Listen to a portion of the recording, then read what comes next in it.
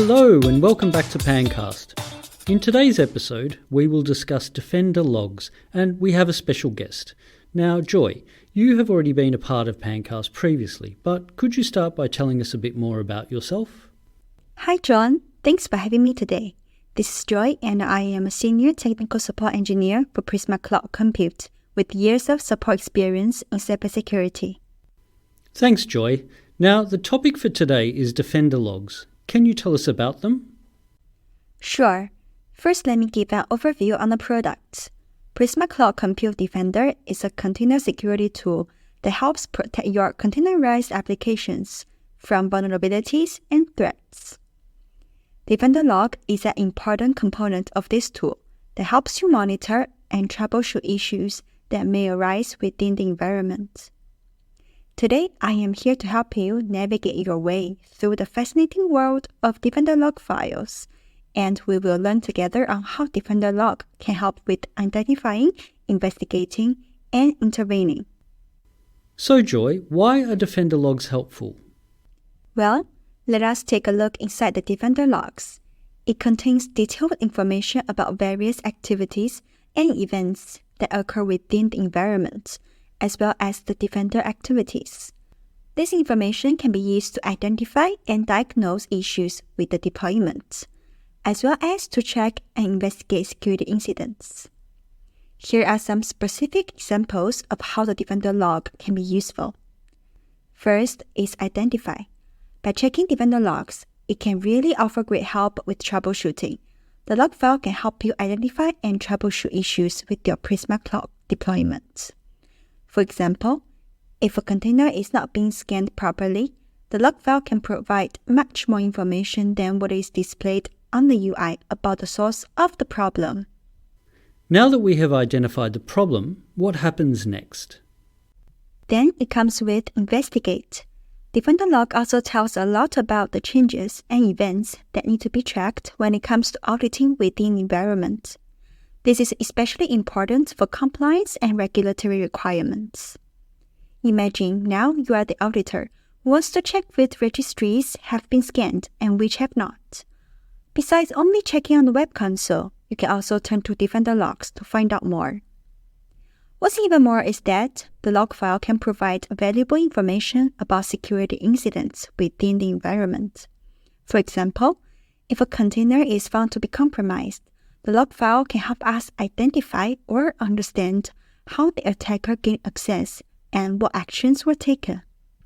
Once you have identified and investigated the issue from Defender logs, it is easier for you to intervene and take actions to correct the issues.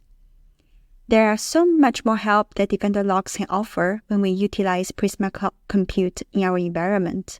I'm pretty sure I wouldn't be able to list all here, but in summary, the Defender log is an important tool for monitoring and troubleshooting issues within the environment, as well as for auditing and investigating security incidents. Great. So Defender logs contain a lot of detail. Can you share any real use cases? Okay, for sure real-life examples will definitely help us understand better. Now, before we dive into the log file, let's remember that Defender is designed to secure cloud workloads and applications across a variety of environments, including public, private, and hybrid clouds. As with any complex system, things can go wrong, and that's where the Defender log comes in handy for troubleshooting.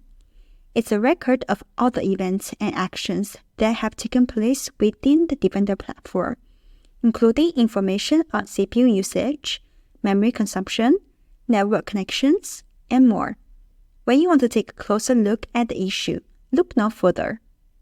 So where do we start when looking at the Defender log? The first thing you will see in the Defender log after installing Defender is the basic system information. Therefore, it is very easy for you to identify whether the hostname, IP, and OS information are correct and as expected.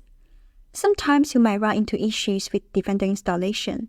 It is important to verify the basic system information from the Defender log file to double-check whether there is any compatibility issue or if there are any issues with fetching the system information from the container, host, or cluster. If everything goes fine with the system information loading, the next step Defender is going to perform is to connect to the console via the specified address and port.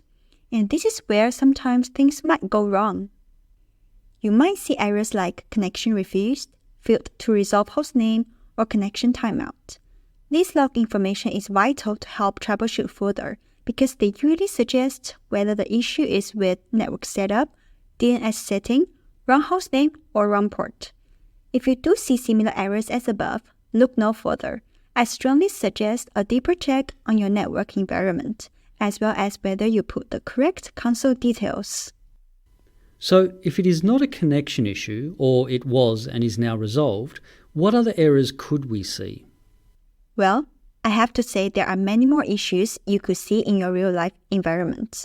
But here, let me just take some commonly seen examples. It is very common for us to use Defenders for registry scan. I'm sure you know Prisma Cloud Compute supports multiple different types of registries to be integrated with. Therefore, sometimes the error might be specific registry related, or it can be quite general. Here, let's take an example of one very frequently seen error message, which is X509, certificate signed by unknown authority. When you see this error in Defender log, it is most likely that you are using a custom certificate in your registry, and the host/cluster where the Defenders are installed does not have the correct certificate in place. Although it seems like a difficult issue to resolve, it is actually an easy fix. Regarding how to fix this specific error, please refer to the document I have attached in the related articles section. Okay, once the registry scan error is fixed, what else should we look for? For example, if the Defender is facing resource consumption, how do we locate this in the logs? In this example, you need to check for a log entry that provides some basic statistics about the Defender platform, including CPU usage, memory consumption, and the number of files and processes being monitored. And guess what? This is already provided in the Defender logs. All you need to do is to search with the keyword stats or VMRSS, and you will be able to see the performance data of the Defender. It even tells you whether the Defender is connected to the console or not. Isn't this even more helpful?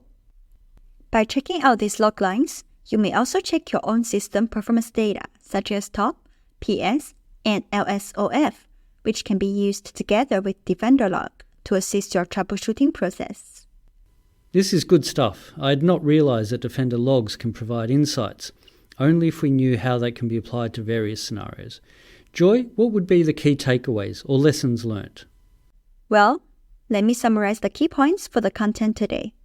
First, start by identifying the issue you are having with Defender log. Second, when you investigate, use tools like grep to filter the log file for specific keywords or phrases. Finally, intervene by modifying the firewall setting, adjusting the resource allocation, etc., depending on which issue you are facing. With practice and persistence, you can troubleshoot and fix the issues with Defender log in no time. Thank you, Joy, for sharing how we can use Defender logs for troubleshooting. You can find the transcript and some valuable links on live.paloaltonetworks.com under PANCast. Thank you for having me. I'm very certain Defender log will help with troubleshooting in a lot of ways. Do remember the key points and utilize Defender log to the most. Hope to join you on another episode of PANCast. That's all for today, PANcasters, and remember, if you have any topics you would like covered, please send in your feedback through the ideas submission page on Live Community. Until next time, bye!